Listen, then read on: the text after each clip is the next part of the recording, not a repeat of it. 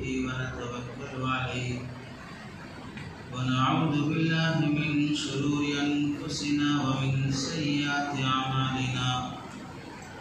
من يهده الله فلا مضل له ومن يضلله فلا هادي له ونشهد أن لا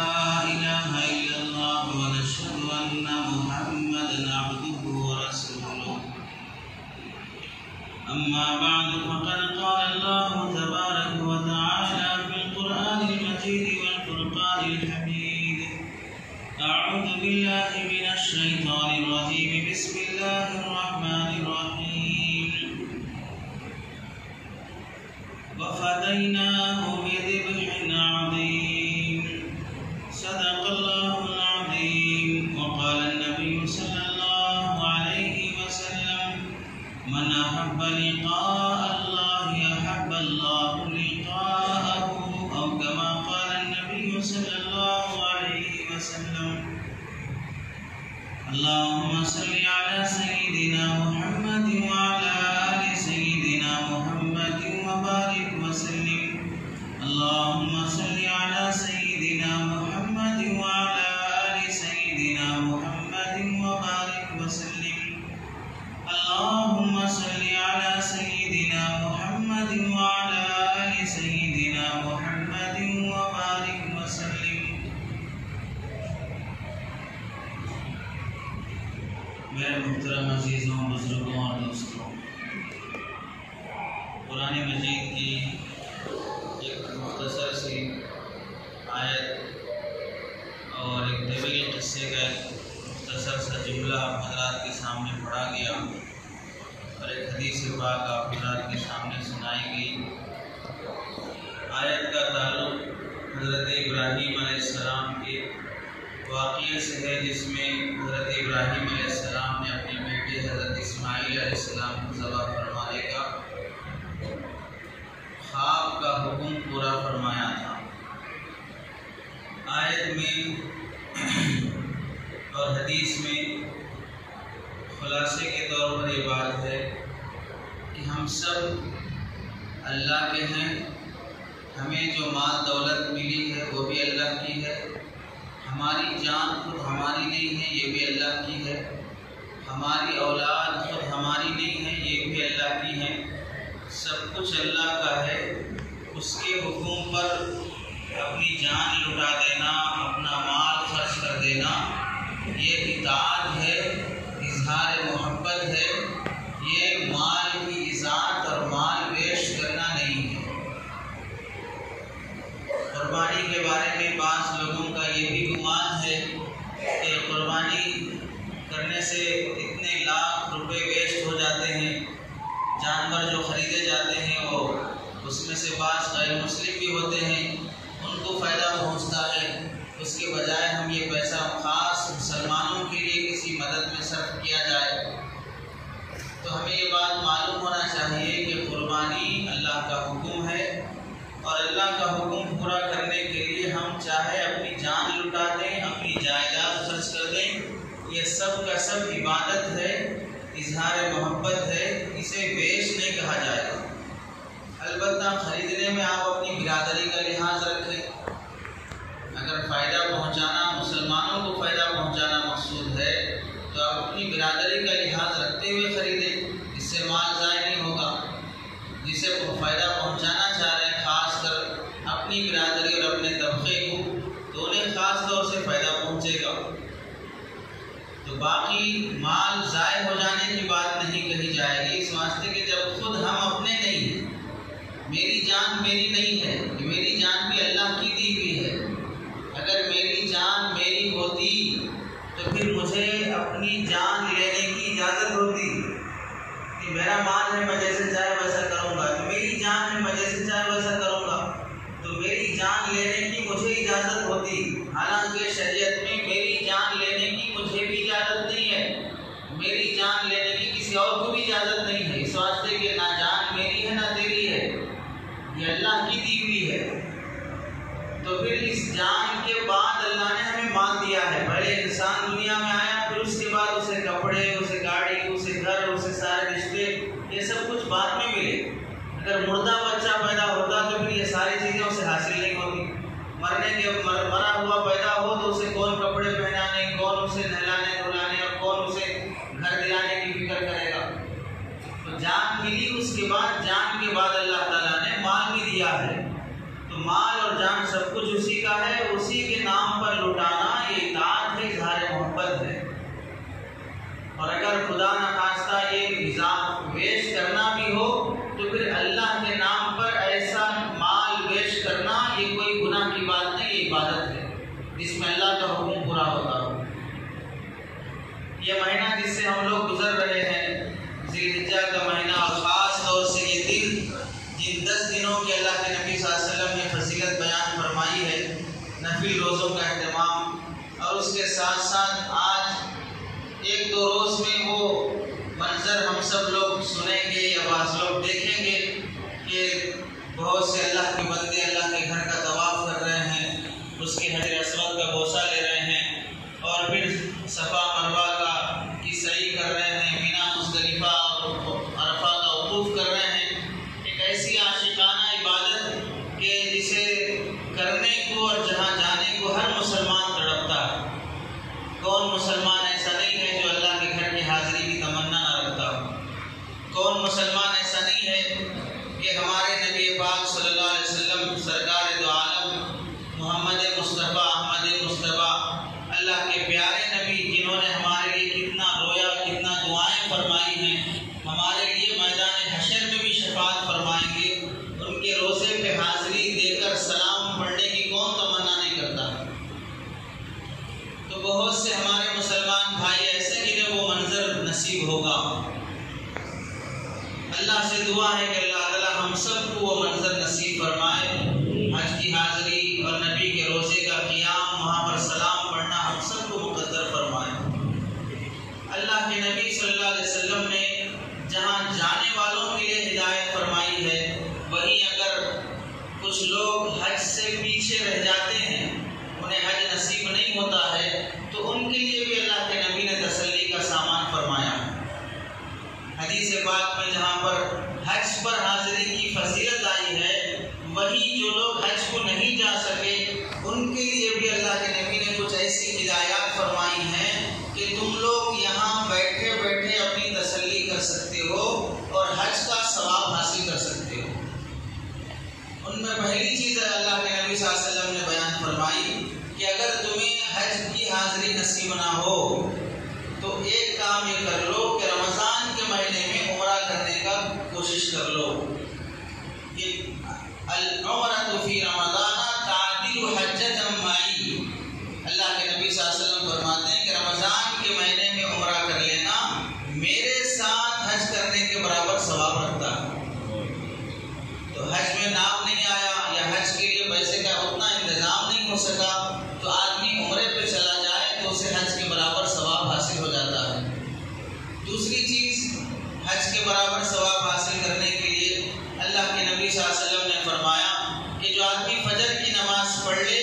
اور اشراق کے وقت تک اپنی نماز کی جگہ پہ بیٹھا رہے، اللہ کی عبادت اور ذکر میں مصروف رہے، اور آفتاب روشن ہونے کے بعد، سورج طلوع ہونے کے بعد 4 رکعت آدمی نماز پڑھ لے اشراق کی، تو اسے اللہ تبارک و تعالیٰ حج اور عمرے کے برابر ثواب دیتے ہیں۔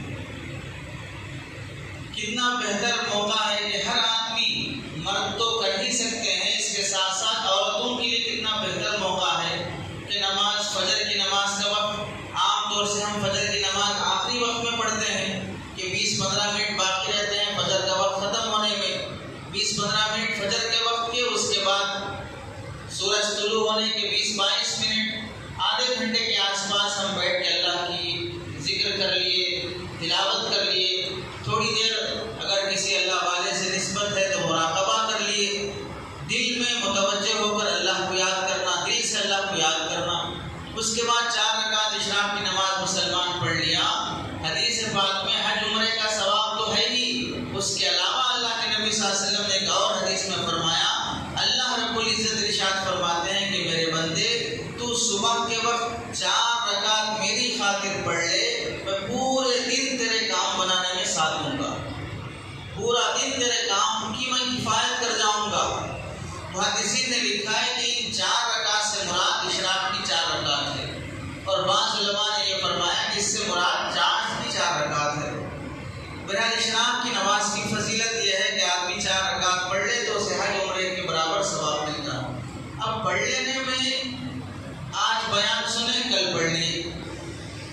اس کے بعد چھوڑ دیے. اس طریقے سے ثواب نہیں ملے گا. آدمی کو چاہیے کہ چند دن اہتمام کرے، ورنہ چھوٹی سی عبادت پر اتنا بڑا ثواب جو لاکھوں روپے خرچ کر کے حاصل ہونے کے بعد ملتا ہے، وہ 1-2 دن کر لینے پر ہی نہیں ملے گا. آدمی کو چند دن کرتے رہنا چاہیے تاکہ اس پر استقامت ہو سکے. ریگولر کرنے کا اللہ کے نزدیک جو مقام ہے وہ کبھی کبھار کرنے کا وہ مقام نہیں ہے. تو بعض علماء نے یہ کہا ہے کہ ایسی نفل عبادت کا جو ثواب ہے وہ ریگولر کرنے میں ملتا ہے، کبھی ایک بار کرنے میں نہیں ملتا ہے. اور بعض علماء کہتے ہیں کہ وہ اللہ کی شان بڑی ہے، ایک بار کرنے پہ بھی دے سکتے ہیں اور بار بار کرنے پر بھی دے سکتے ہیں. لیکن ایک بات یاد رکھنے کی یہ ہے کہ ایسا اشراق کی نماز پڑھ لینے سے وہ حاجی نہیں کہلائے گا. اب اس پر آئندہ سال حج فرض ہو گیا، اتنے پیسے اس کے پاس جمع ہو گئے کہ حج کو جا سکتا ہے اور اس کا حج میں نام بھی آ گیا. اب وہ یہ کہہ کے رکا ہوا ہے کہ نہیں میں اشراق پابندی سے پڑھ رہا ہوں، میں حاجی بن گیا، مجھے حج کا ثواب حاصل ہو گیا. ایسا فریضہ ذمے سے ثابت نہیں ہوگا.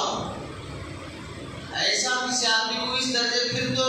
جو لوگ لاکھوں روپے خرچ کر کے وہاں طواف، سعی، مینا، مزدلفہ، عرفہ، ان سب جگہوں پر جو مشقت اٹھا رہے ہیں وہ لوگ، اور یہ جو آدھا گھنٹہ بیٹھ کے اشراق پڑھ لیا ہے، دونوں کی محنت مجاہدے میں زمین آسمان کا فرق ہے. ہزاروں میل سفر کر کے جانا، وہاں کی مشقتیں برداشت کرنا، اور پھر یہاں اپنی مسجد میں بیٹھے بیٹھے 2 رکعت نفل، 4 رکعت نفل پڑھ لینے والے دونوں برابر ہو گئے. تو پھر آدمی کی عقل بھی سے تسلیم نہیں کرتی کہ بھئی یہ کیا شریعت میں انصاف ہے. ایک تو اتنا لمبا سفر کر کے جا رہا ہے وہ، اور ایک تو آدھا گھنٹہ بیٹھ کے 2 رکعت 4 رکعت پڑھ لیا، دونوں برابر ہو گئے.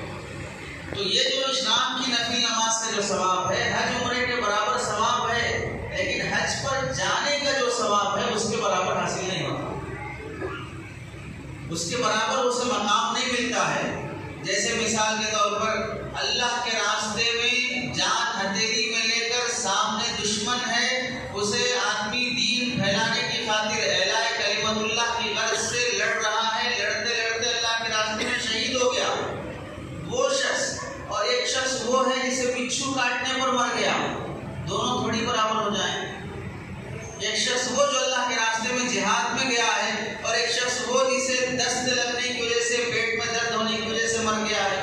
دونوں تھوڑی برابر ہو سکتے ہیں. تو اس واسطے اشراق کی نماز کی نفل عبادت کا ثواب ہے، لیکن اس سے حج کا فریضہ ثابت نہیں ہوگا کہ آدمی حج کرنے سے بہانے بنانے لگے.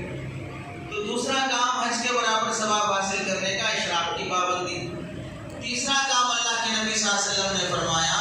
کہ جو آدمی حج کرنا چاہتا ہے، حج کی تمنا رکھتا ہے، لیکن ایسے موقع اسے نہیں ہے کہ وہ حج پر جا سکے. مثلا اس پر کوئی کیس چل رہا ہے، وہ ملک سے باہر نہیں جا سکتا، یا اسے کوئی ایسی بیماری لگ گئی ہے کہ اس بیماری میں وہ وہاں پر حج کے لیے نہیں جا سکتا ہے. کوئی بھی ایسی پریشانی ہے جس کی وجہ سے وہ حج پر نہیں جا سکتا، اور اللہ اسے مال دولت دیے ہیں، تو ایسا آدمی اگر دوسرے آدمی کو حج کرنے کا انتظام کر دے،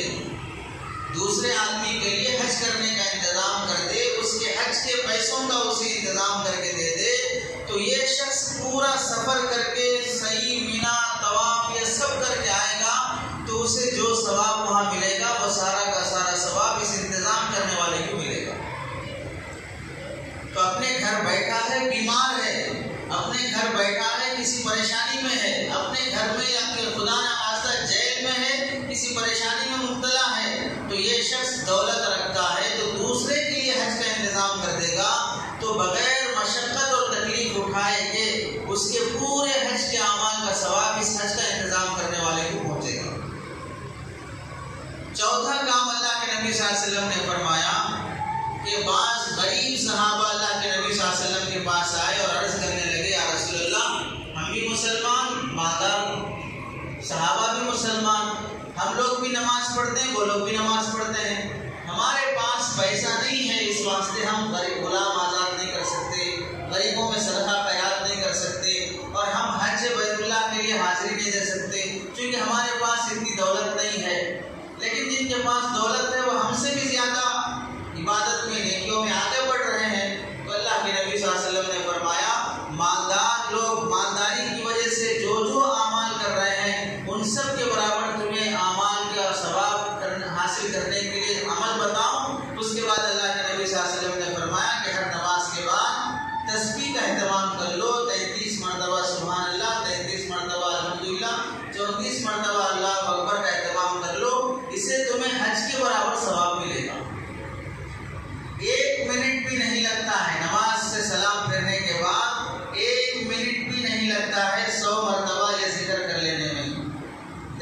بار 34 بار پڑھ لینے میں 1 منٹ بھی نہیں لگتا، بمشکل 1 منٹ لگے گا، 1.5 منٹ لگے گا۔ اللہ کے نبی صلی اللہ علیہ وسلم فرماتے ہیں حج کے برابر تمہیں ثواب حاصل ہو جائے گا۔ تو یہ چند اعمال اللہ کے نبی صلی اللہ علیہ وسلم نے حج کے برابر ثواب حاصل کرنے کے فرمائے۔ ایک تو آدمی اشراق کی پابندی کر لے، حج کے لیے انتظام کر دے، نمازوں کے بعد آدمی ذکر کا اہتمام کر لے، اور 5ویں چیز اللہ کے نبی صلی اللہ علیہ وسلم نے فرمائی کہ جو آدمی فرض نمازوں کی خاطر گھر سے وضو کر کے نکلے گا، فرض نمازوں کی خاطر گھر سے وضو کر کے نکلے گا اور وہ وہاں سے وضو کر کے اللہ کا ذکر کرتے ہوئے مسجد تک پہنچے گا، فرض نماز مسجد میں ادا کرنے کا اہتمام کرے اور وضو گھر میں کر کے آئے، تو وہ جتنی بار مثلا دن میں 5 مرتبہ فرض نماز پڑھنا ہے اور 5 مرتبہ مسجد میں پڑھنے کا اہتمام کرے اور گھر سے وضو بنا کر نکلے تو اللہ تبارک و تعالیٰ اسے حج کے برابر ثواب دیتے ہیں۔ تو دیکھیے کتنے بندے ہیں جو نماز کے لیے ماشاءاللہ پابندی سے آتے ہیں، جمعہ کی نماز کے لیے بہت سارے بندے گھر سے نہا کے آئے ہیں، جمعہ کا غسل کرنے کے بعد پھر وضو کرنے کی ضرورت نہیں ہے، جمعہ کا غسل کر لینے کے بعد پھر وضو کرنے کی ضرورت نہیں ہے، غسل میں ہی وضو ہو جاتا ہے۔ غسل میں پورے بدن کو دھونا ہے اور وضو میں 4 اعضاء کا دھونا ہے، ہاتھ، پیر، چہرہ اور سر کا مسح کرنا۔ جب آدمی غسل کرتا ہے تو چہرہ بھی دھوتا ہے، بلکہ زیادہ دھوتا ہے، صابن رگڑ رگڑ کے دھوتا ہے، دوسرے اعضاء کو اتنا زیادہ نہیں دھوتا جتنا چہرے کو اچھا بنانے کی فکر ہے، تو ہاتھ بھی دھوتا ہے، پیر بھی دھوتا ہے، تو یہ سب غسل میں دھل جاتے ہیں، پھر اسے الگ سے دھونے کی ضرورت نہیں ہے۔ بعض احادیث میں غسل کرنے کے بعد پھر وضو کرنے سے منع کیا گیا ہے، اس سے پانی ویسٹ ہوتا ہے، پانی ضائع ہوتا ہے۔ ہاں، جمعہ کا غسل کر لینے کے بعد آدمی کو حاجت ہو گئی، اس کے بعد وضو کرنا پڑے گا، یا جمعہ کا غسل کرنے کے بعد آدمی کچھ اشراق پڑھ لیا، چاش پڑھ لیا، نفلیں پڑھ لیا، کوئی ایسا کام کر لیا جو وضو کے بغیر نہیں ہوتا ہے، اس کے بعد پھر آ کے تازہ وضو کر رہا ہے تو الگ بات ہے، کرنے کی اجازت ہے۔ لیکن جمعہ کے غسل کے بعد مستقل وضو کرنا، یہ پانی ضائع کرنا ہے، اس سے کوئی فائدہ نہیں ہوگا، ثواب نہیں ملے گا۔ تو اللہ کے نبی صلی اللہ علیہ وسلم فرماتے ہیں کہ گھر سے وضو کر کے آنے کا اہتمام کرے گا تو اللہ تعالیٰ اسے حج کے برابر ثواب عطا فرمائیں گے۔ اور چھٹی چیز ہے جو صرف ان لوگوں کو حاصل ہو سکتی ہے جو وہاں عرب پہ رہتے ہیں، اللہ کے نبی صلی اللہ علیہ وسلم نے فرمایا کہ جو اپنے گھر سے وضو کر کے مسجد قباء نماز پڑھنے کے لیے جائے گا تو اللہ تعالیٰ اسے عمرے کے برابر ثواب دیتے ہیں۔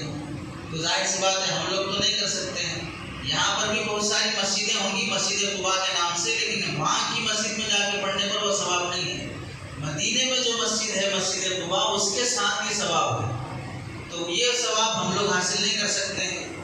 اور بعض لوگوں نے یہ بھی کہا ہے کہ جو ماں باپ کو محبت کی نگاہ سے دیکھے گا تو اللہ تعالیٰ اسے حج عمرے کے برابر ثواب دیتے ہیں، لیکن محدثین نے لکھا ہے کہ یہ حدیث موضوع ہے، من گھڑت ہے، کسی نے اپنی طرف سے یہ بات کہی ہے اور اللہ کے نبی کی طرف منسوخ کر دی ہے۔ ماں باپ کو محبت سے نگاہ سے دیکھنے پر ایسا کوئی ثواب اللہ کے نبی نے حدیث میں بیان نہیں فرمایا۔ خدمت کرنے پہ ثواب ہے، خدمت نہیں کر رہے ہیں، عید میں ایک مرتبہ جا کے محبت سے دیکھ لے کے آ جا رہے ہیں، باقی پورے 11 مہینے ماں بیمار پڑی ہے، پریشان حال ہے، ضرورت مند ہے، وہ سب ضرورتیں دور ہیں، اس میں کوئی ساتھ نہیں دے رہا، ہاتھ نہیں بٹا رہا ہے، عید برات کے موقع پہ 500,000 روپے ہاتھ میں رکھ دیے، پیر پڑھ لیے، گوسا لے لیا اور اس کے بعد محبت کی نگاہ سے دیکھ کے پھر اگلے رمضان تک کے لیے غائب ہو گئے۔ تو ظاہر سی بات ہے ایسی فضیلت اگر خدا نہ خواستہ شریعت میں ہوگی تو شریعت کا مذاق ہو جائے گا، کہ جس میں ماں کی خدمت کا تو کوئی لحاظ نہیں ہے، صرف محبت سے دیکھنے پہ ثواب دے کے چھٹی کرا دے رہے ہیں۔ تو ماں باپ کے بارے میں دیکھنے پر ایسی کوئی فضیلت نہیں، ہاں خدمت کرنے پر اللہ کے نبی صلی اللہ علیہ وسلم نے حدیث بیان فرمائی ہے، اللہ راضی ہوگا باپ کے راضی ہونے پر، باپ راضی ہے تو اللہ راضی ہے، باپ ناراض ہے تو اللہ ناراض ہے، باپ کی خوشی میں اللہ نے اپنی خوشی رکھی ہے، رضا ربی فی رضا الوالدی وسخط ربی فی سخط الوالدی، کہ اللہ خوش ہوتے ہیں جب باپ خوش ہے، اللہ ناراض ہو جاتے ہیں جب باپ ناراض ہو جاتا ہے۔ ایسے ماں کی فضیلت کے بارے میں تو اللہ کے نبی نے 10 حدیثیں بیان فرمائی ہیں۔ تو یہ چند اعمال ہیں جس میں آدمی اپنے گھر پہ ہوتے ہوئے بھی حج کی ثواب حاصل کر سکتا ہے۔ اس کے ساتھ ساتھ علماء نے یہ بھی لکھا ہے کہ آدمی اگر اپنے ذمے جو واجب حق ہے کسی کا قرضہ ہے، کسی کا پیسہ دینا لوٹانا اس کے ذمہ واجب ہے، وہ چیزیں جب آدمی 1 روپیہ پیسہ بھی کیوں نہ ہو وہ لوٹا دے گا حق والے کو، تو علماء نے لکھا ہے کہ احادیث کی روشنی میں اس سے بھی حج کے برابر ثواب حاصل ہوتا ہے۔ صدقہ خیرات بہت زیادہ ہو رہا ہے، نفلیں بہت زیادہ ہو رہی ہیں، لیکن جس کا حق ہے اس کا واجب حق نہیں دے رہے ہیں۔ قرضہ لے لیے قرضہ ادا نہیں کر رہے ہیں، پیسہ لے لیے پیسہ نہیں دے رہے ہیں، پارٹنر کا حق نہیں دے رہے ہیں، بہن کی وراثت نہیں دے رہے ہیں، تو یہ بہت بڑے گناہ کی اور حرام کی بات ہے۔ بلکہ علماء نے یہاں تک لکھا ہے کہ اگر آپ پر حج فرض ہو گیا، آپ حج کو جانے کے لیے تیاری بھی کر چکے اور آپ کے ذمہ دوسرے کا قرضہ ہے، تو آپ یا تو قرضہ ادا کرو یا نہیں تو قرضہ کا قرض خاص ہے جس سے تم نے قرضہ لیا ہے اس سے جا کے ٹائم لو، اس سے معافی مانگو کہ بھائی مجھے حج پہ جانا ہے، آنے کے فوری بعد کتنے دنوں میں تمہارا قرضہ ادا کر دوں گا۔ اس سے ٹائم لے کے جاؤ، اس سے درخواست کر کے جاؤ، اسے بولے بغیر، اس سے اطلاع دیے بغیر چلے جانا گناہ کی بات ہے، گناہ کی بات ہے۔ پہلے اس بندے کا حق ادا کرو، اس کے بعد اللہ کا حق ادا کرنے کے لیے گھر جاؤ گے۔ حضرت فضیل بن عیاض رحمۃ اللہ علیہ کے پاس ایک آدمی بڑی لمبی مسافت طے کر کے آیا اور کہنے لگا کہ حضرت بڑا لمبا سفر کر کے آیا ہوں، حج بیت اللہ پہنچا ہوں۔ تو حضرت فضیل بن عیاض رحمۃ اللہ علیہ نے فرمایا اتنا لمبا سفر طے کر کے آنے کے بجائے 2 قدم تم اپنے نفس پر رکھ دیتے تو تمہیں اللہ مل جاتا، 2 قدم تم اپنے نفس پر رکھ دیتے تو تمہیں اللہ مل جاتا۔ کتنے بندے ایسے ہیں جو ہزاروں میل کا سفر کر کے بیت اللہ پہنچتے ہیں، اللہ کے گھر کو پہنچتے ہیں، لیکن اپنی منمانی چھوڑ دیتے تو اللہ تک پہنچ جاتے، اپنی منمانی چھوڑ دیتے، اپنی خواہشات کو چھوڑ دیتے تو انہیں بیت اللہ اس کعبے کا رب انہیں مل جاتا، کعبے کا رب انہیں مل جاتا۔ وہ سفر کر کے کعبے تک تو پہنچ گئے، کعبے کے رب تک نہیں پہنچے، انہیں اللہ نہیں ملا۔ وہ کعبے کا طواف کر کے تو آئے ہیں لیکن وہ کعبے کے رب کو نہیں پہچانے ہیں، اور کعبے کے رب کی معرفت اسے پہچاننا نفس پر قدم رکھنے سے ہوتا ہے۔ اس کا سفر طے کرو، ہزاروں میل سفر طے کر کے لیکن خواہشات کا سفر طے نہیں کیے، ارے خواہشات کو نہیں کچھ لے، اس پر قدم نہیں رکھا تو تم حاجی ہو تو جاؤ گے لیکن تمہیں اللہ نہیں ملے گا۔ اور فضیل بن عیاض فرماتے ہیں کہ کتنے لوگ ایسے ہیں جو بیت اللہ میں داخل ہو گئے، کعبۃ اللہ پہنچ گئے لیکن انہیں کعبے کا رب نہیں ملا، اور وہ کعبے سے نکل کے واپس اپنے گاؤں آتے ہیں تو انہیں کعبہ تو نصیب ہو گیا لیکن کعبے کے رب کی توجہ انہیں نصیب نہیں ہوئی، کعبے کے رب کی رضامندی انہیں نصیب نہیں ہوئی، کیونکہ انہوں نے اپنے خواہشات کو قربان نہیں کیا۔ اور کتنے لوگ ایسے ہیں جو اپنے بستروں پہ پڑے ہیں، اپنے گھروں میں پڑے ہیں، لیکن وہ اپنے رب کی مرضی پہ چلتے ہیں، اللہ کی اطاعت اور فرمانبرداری پہ زندگی گزارتے ہیں، نفس کی خواہشات کو قربان کرتے ہیں۔ تو یہ وہ لوگ ہیں جو اپنے گھر میں رہتے ہوئے بھی کعبے کے رب کو پالیے ہیں، اپنے گھر میں رہتے ہوئے بھی کعبے کے رب کو پالیے، خواہشات نفس کو قربان کر دینا۔ اس مہینے میں اللہ تعالیٰ نے قربانی جو رکھی ہے وہ اس وجہ سے نہیں قربانی رکھی ہے کہ آدمی جس کے پاس پیسہ ہے وہ ایک بکرا کاٹ دے، وہ بڑا جانور ذبح کر دے، بس ہو گیا۔ قربانی کا مقصود یہ ہے کہ آدمی اپنے نفس کو قربان کرے، اپنی خواہشات کو قربان کرے، اللہ کے حکم پر تم ایک جانور کی جان لینے کے لیے تیار ہو، اللہ کے حکم پر ایک چھوٹا جانور، ایک بڑا جانور، 2 جانور تم ذبح کرنے کے لیے تیار ہو، 40-50 ہزار کا جانور تم ذبح کرنے کے لیے تیار ہو، 2 لاکھ کا جانور بھی ذبح کرنے کے لیے تم تیار ہو، لیکن اسی اللہ کے حکم پر 2 وقت کے گناہ چھوڑنے تیار نہیں ہو، 2 وقت کی 5 وقت کی نماز کی پابندی کرنے تیار نہیں ہو، حرام کے لقموں سے بچنے کے لیے تیار نہیں ہو، تو پھر یہ تمہاری قربانی تمہارے لیے کوئی فائدہ مند نہیں ہوگی۔ یہ صرف جواب دہی سے بچنے کا راستہ ہے کہ اللہ کے پاس تم جواب دہی اور گناہ عذاب سے بچ جاؤ گے اس طرح قربانی دے کر، لیکن اس قربانی سے تمہیں اللہ کا قرب نصیب نہیں ہوگا، اس قربانی سے تمہیں اللہ کا قرب نصیب نہیں ہوگا۔ قربانی کے وقت اللہ تعالیٰ نے، اللہ کے نبی نے جو آیتیں پڑھنے کا حکم فرمایا، قُلْ إِنَّ صَلَاتِي وَنُسُكِي وَمَحْيَايَ وَمَمَاتِي لِلَّهِ رَبِّ الْعَالَمِينَ، میری نمازیں، میری إِنَّ صَلَاتِي وَنُسُكِي، میری عبادتیں، میری یہ قربانیاں، وَمَحْيَايَ وَمَمَاتِي، میرا جینا اور میرا مرنا، لِلَّهِ رَبِّ الْعَالَمِينَ، سب اللہ کے لیے، سب اللہ، میں اپنی زندگی بھی اللہ کے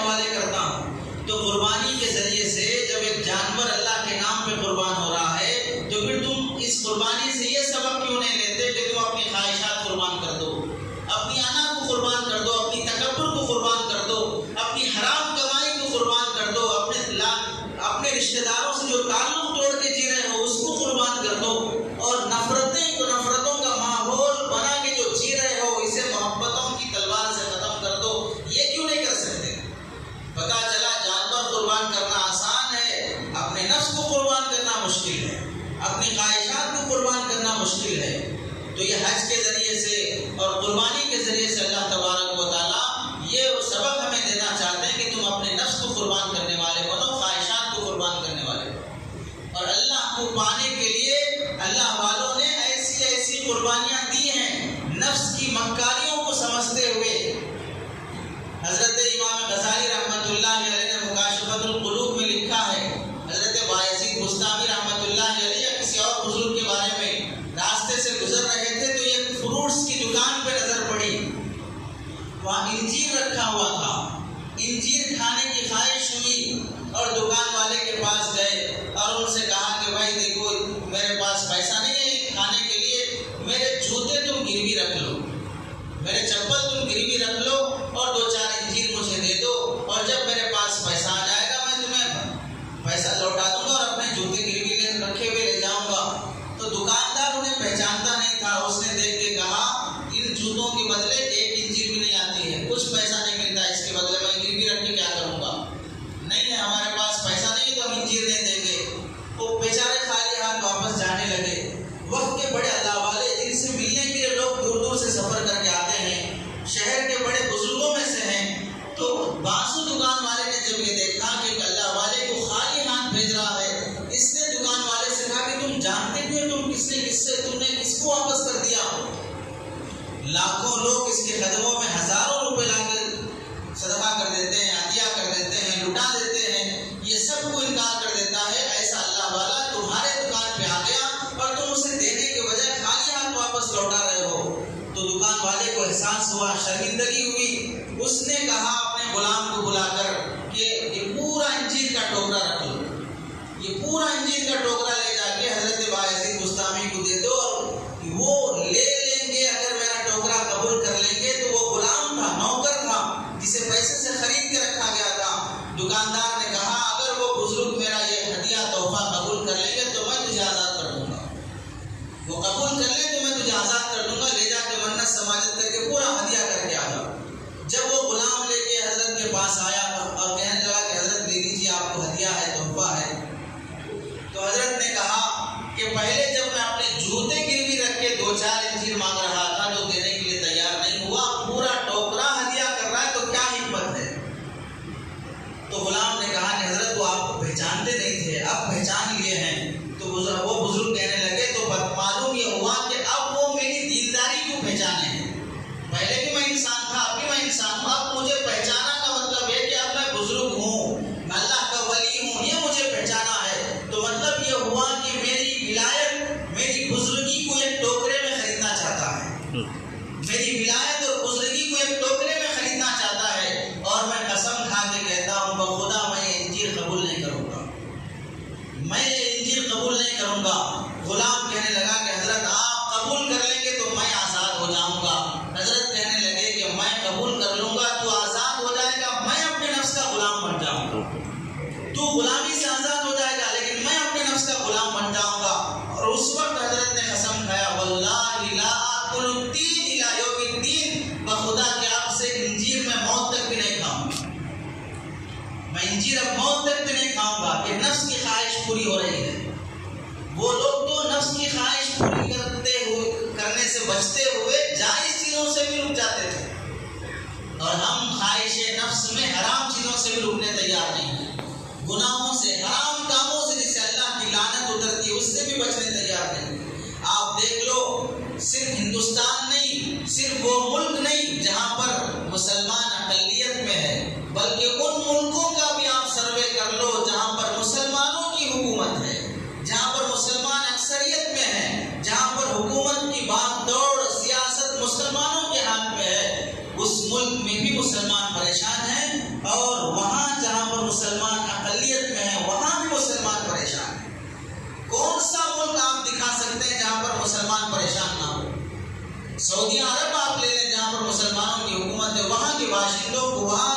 جا کر یہاں سے جا کے وہاں نوکری کرنے والوں کی زندگیوں کو دیکھ لیں، کون سے ملک میں مسلمان امن سے جی رہا ہے، بے خوف ہو کے جی رہا ہے، ہر جگہ پہ مسلمانوں پہ خوف داری ہے، دنیا انہیں تنگ ہوتی جا رہی ہے، دشمن ان پر مسلط ہوتا جا رہا ہے، مسلمان حکمران خود اپنی مسلمان رعایا کو تنگ اور پریشان کرتی جا رہی ہے۔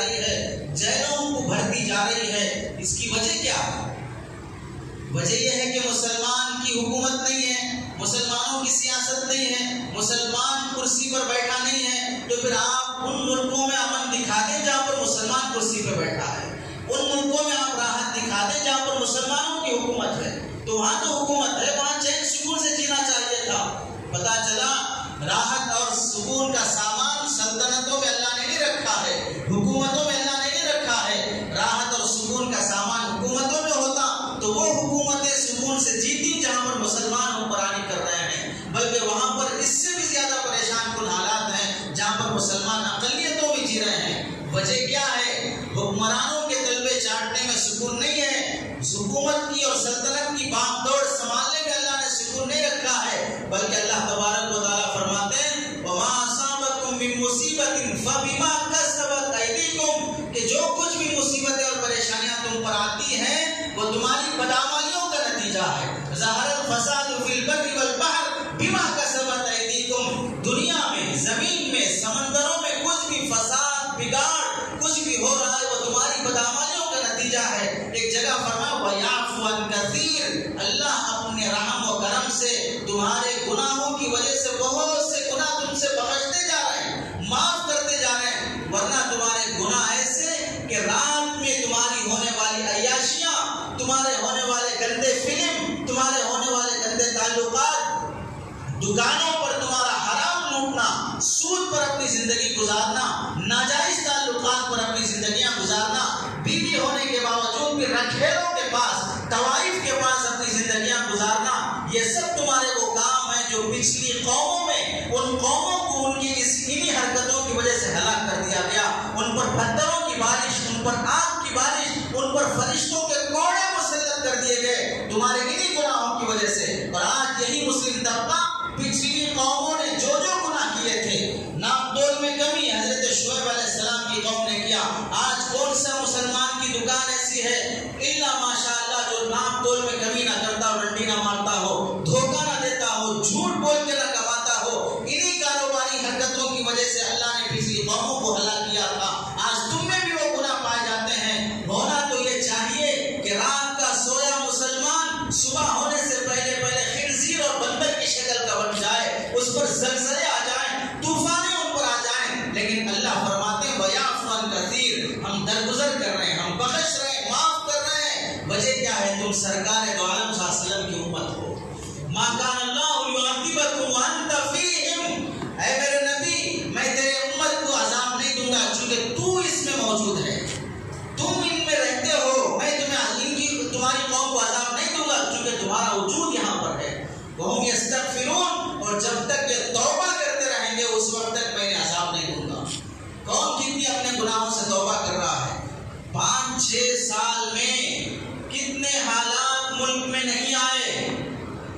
2 لاکھ سے زیادہ نوجوانوں کی نوکریاں چلی گئی، 50,000 کے قریب مسلمان جیلوں میں بھرتی ہو گئے، موب لنچنگ میں 60 سے قریب مسلمان مارے گئے، سب کچھ ہو رہا ہے مسلمانوں کے ساتھ، اس کے باوجود بھی 5,000 مسلمان لڑکیاں غیروں کا بستر بن چکی، حرام اولاد، حرام نسل جنم دینے پہ مجبور ہو گئی، ان کی ویڈیوز اپلوڈ ہو چکی، اس کے باوجود بھی کتنے مسلمانوں نے اپنے سود سے توبہ کیا ہے، کتنے مسلمانوں نے اپنی بے پردگی سے توبہ کیا ہے، کتنے مسلمانوں نے اپنی لڑکیوں کو ایسے کالجوں میں جہاں پر لڑکے اور لڑکیاں کو ایجوکیشن کا نظام ہے اس سے توبہ کر کے اپنی لڑکیوں کو باحیا پاکدامن بنانے کی پلاننگ کی ہے، اور کتنے مسلمان جو مسجد کی چوکھٹ نہیں کھٹکھٹاتے تھے تو ایسے مسلمان کتنے 5 وقت کی نماز کے پابند بن گئے، کتنے مسلمان جو مٹی پہ اور حرام چٹیوں پہ گزارا کرتے تھے توبہ کر لیے۔ تم اپنے ظلم سے باز آنے کے لیے تیار نہیں ہو اور دلی کی گدی پہ بیٹھے ہوئے ظالم کے لیے بددعائیں کر رہے ہو، اپنے ظلم سے باز آنے کے لیے تیار نہیں ہو، اپنے دائرے کے ظالم ہیں مسلمان، اپنے دائرے کا ظالم ہے، دکان پہ اپنا ظلم، محلے میں اپنا ظلم، اور فیکٹریوں میں اپنا ظلم، نوکریوں میں اپنا ظلم، جہاں جہاں پر تمہارے کاروباری جہاں ملازمتیں ہیں، کیا تم وہاں سے ظلم سے باز آ گئے، وہاں اپنے ظلم سے توبہ کر لیا، تو پھر کیا تم ایک نافرمان سے، ایک خدا کے باغی سے، ایک غدار سے، ایک ملک کی بغاوت کرنے والے سے، اللہ کی سلطنت میں باغی بن کے جینے والے سے، جس کی ذات میں ایمان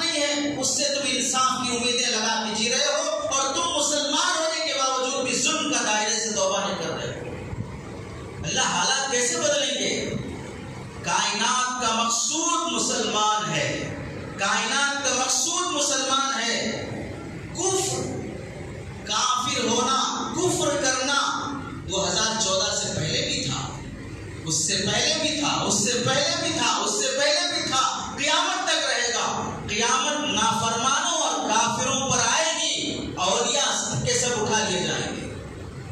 نیک لوگ وفات پا جائیں گے، نیک لوگوں پہ قیامت نہیں آئے گی۔ قیامت آنے سے پہلے پہلے نیک لوگ دنیا سے ختم ہوتے جائیں گے۔ آپ دیکھ لو، ہر مسلک کے جو نیک لوگ شمار ہوتے تھے تقریباً وہ نیک لوگ ختم ہوتے جا رہے ہیں، اور جو باقی ہیں ہماری عوام انہیں نیک سمجھنے تیار نہیں ہے، انہیں نیک ماننے تیار نہیں ہے۔ جب تک ہمارے نزدیک کوئی مرے گا نہیں اس وقت تک ولی نہیں بنے گا۔ زندگی میں ہم ولایت کے قائل نہیں ہیں۔ کوئی فلاں بزرگ ہیں، فلاں اللہ والے ہیں، ان کے پاس جاؤ، بیٹھو، ان سے اپنے حالات سناؤ، اپنی اصلاح کرو، تو ان کو اللہ والا نہیں سمجھتے ہیں۔ وہ مرنے کے بعد جب ان کے واقعات آئیں گے، ان کی کرامتیں آئیں گی، ان پر کوئی کتاب لکھی جائے گی، پھر کہیں گے ہاں بڑے اللہ والے تھے، اب اس پر ایک مزار بناؤ، اس کی ایک درگاہ بناؤ، اس پہ فلاں پھیرے دو اور اس پہ چادر چڑھاؤ، فلاں کرو، منتیں مرادیں مانو۔ موت کے بعد استفادے کا سلسلہ شروع کریں گے، مرنے تک تو کوئی ولی نہیں بنتا ہے۔ ولایت بھی ہماری موت پر موقوف رکھے ہیں ہم لوگوں نے۔ تو اللہ تبارک و تعالیٰ ظلم سے باز آنے پر ہی حالات درست فرمائیں گے۔ ظہر الفساد فی البر والبحر بما کسبت ایدیکم، تمہارے گناہوں کی نوسط ہے۔ ورنہ بتاؤ، جنگل میں رہنے والے درندے، ان کا کیا قصور ہے؟ ہواؤں میں اڑنے والے پرندے، ان کا کیا قصور ہے؟ سمندر میں رہنے والی مچھلیاں، ان کا کیا قصور ہے؟ ان پر اللہ تعالیٰ، ان کی وجہ سے اللہ دنیا چلا رہے ہیں۔ سورج کا نظام، چاند کا نظام، زمین آسمان کا نظام اللہ تبارک و تعالیٰ درندوں، چرندوں، پرندوں کی وجہ سے چلا رہے ہیں؟ نہیں، ہرگز نہیں۔ ان کو روزی اللہ تعالیٰ ہماری وجہ سے دے رہے ہیں، مسلمان کی وجہ سے دے رہے ہیں۔ کفر کی بات، کافر تو پہلے بھی تھے، اب بھی ہیں، پہلے بھی آگے بھی رہیں گے، قیامت انہیں پر طاری ہونے والی ہے۔ اب اگر یہ کائنات کی تبدیلی کچھ ہو رہی ہے، ظالمانہ فیصلے کچھ ہو رہے ہیں، تو کس کی وجہ سے ہو رہے ہیں؟ مسلمانوں کی وجہ سے، کہ مسلمان اپنے دائرے کے ظلم سے توبہ کرنے کے لیے تیار نہیں ہے۔ کہ مسلمان سود بھی کھائے پھر بھی مسلمان، جھوٹ بھی بولے پھر بھی مسلمان، دھوکہ دے پھر بھی مسلمان، وعدہ خلافی کرتا رہے، دنوں پہ دنوں ٹالتا رہے، کسی سے قرضہ لے لیا، ایک دن، 2 دن، ایک ہفتہ، ایک مہینہ، 1 سال، 6 سال گزرتے جا رہے ہوں، اور جس سے وعدہ کیا اس سے اپنی پراپرٹی بیچ کے دینے تیار نہیں، کاروبار میں سے کچھ رقم نکال کے اس کا قرضہ ادا کرنے کے لیے تیار نہیں، بہنوں کی وراثت دینے کے لیے تیار نہیں، پڑوسیوں کے ساتھ ظالمانہ سلوک، اس سے توبہ کرنے کے لیے تیار نہیں، بچوں کی دینی فکر نہیں، بچوں کو دین کا ماحول دینے کے لیے کسی صحیح استاذ کا، صحیح ادارے کا، صحیح کتاب کا انتخاب نہیں کہ میں میرے بچے کو مرنے سے پہلے مسلمان بنا کے مروں۔ کوئی چیز تربیت اصلاح کی مسلمان میں نہیں آ رہی ہے۔ سب کے زبانوں پہ تذکرے، اور سب بول رہے ہیں کہ حالات بگڑتے جا رہے ہیں، مسلمانوں کے ساتھ کیا ہوگا نہیں معلوم، کیسے قانون بنتے جا رہے ہیں، فلاں ہو رہا ہے، یہ سب کچھ تبصرے ہو رہے ہیں، تذکرے ہو رہے ہیں، لیکن توبہ کون کر رہا ہے؟ توبہ کون کر رہا ہے؟ رات میں جلدی کون سو رہا ہے؟ صبح میں جلدی اٹھ کے کون اللہ کو منانے کی فکر کر رہا ہے؟ تہجد اور فجر کا کون اہتمام کر رہا ہے؟ یہودیوں کی کتابوں میں لکھا ہے تم فجر کی ویسی پابندی کر لو جیسی جمعہ کی پابندی کرتے ہو، تو پھر دیکھو یہودی سلطنتیں کیسی تھرا جاتی ہیں، ان کی سلطنتیں اپنے جڑ سے اکھڑ جائیں گی جب تم جمعہ کی پابندی جیسے کرتے ہو ویسے فجر کی پابندی کر کے دکھاؤ۔ معاملات کی صفائی نہیں۔ ہمارے شادی بیاہ دیکھ لو، مسلمان کی شادی ہو رہی ہے اور شراب ویسے رکھی جا رہی جیسے کولڈ ڈرنکس رکھے جاتے ہیں، مسلمان شراب ویسے پلا رہا ہے جیسے کولڈ ڈرنکس پلاتا ہے، اس میں شان اور فخر بھی ہے اسے۔ مسلمان کی شادی بینڈ باجا، ڈی جے، مسلمان کی شادی اس میں چھکوں کو لا کے نچایا جا رہا ہے۔ جو تلواریں جنگ میں استعمال ہونی چاہیے تھی، جہاد میں استعمال ہونی چاہیے تھی، آج وہ چھکوں کے ہاتھوں میں شادی کے موقع پہ نچنے کے لیے استعمال ہو رہی ہیں۔ جب قوم کی غیرت مر جاتی ہے، جب قوم کی غیرت مر جاتی ہے، تو پھر وہ میدان جہاد میں نظر آنے کے بجائے وہ ناچنے کی محفلوں میں نظر آتے ہیں۔ ان کی بیٹیاں دوپٹے اڑا کر ناچتی ہیں، جس کے دوپٹے سے جنگ بدر کے موقع پر اسلامی خاتون حضرت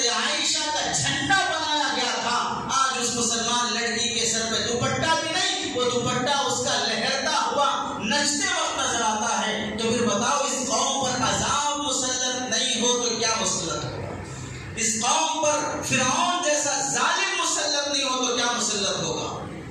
مسلمانوں، ظالموں کے ظلم کا شکوہ شکایت کرنے سے پہلے